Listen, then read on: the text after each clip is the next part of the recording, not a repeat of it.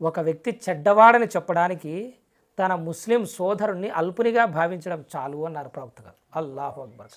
ఒక వ్యక్తి చెడ్డవాడని చెప్పడానికి ఈ కారణం సరిపోతుంది. ఏం కారణం అంటే తన తోటి ముస్లిం సోదరుని వాడెంత, నా ముందు అల్పుడు వాడు, అధముడు వాడు, ఇది చెప్పడం చాలు ఆ వ్యక్తి చెడ్డవాడని నిర్ధారించడానికి. అల్లాహు అక్బర్ కబీర్. ఇంకా ప్రవక్త గారు అంటున్నారు, ప్రతి ముస్లిం పైన తోటి ముస్లిం యొక్క రక్తం, ధనం, మర్యాద హరాం.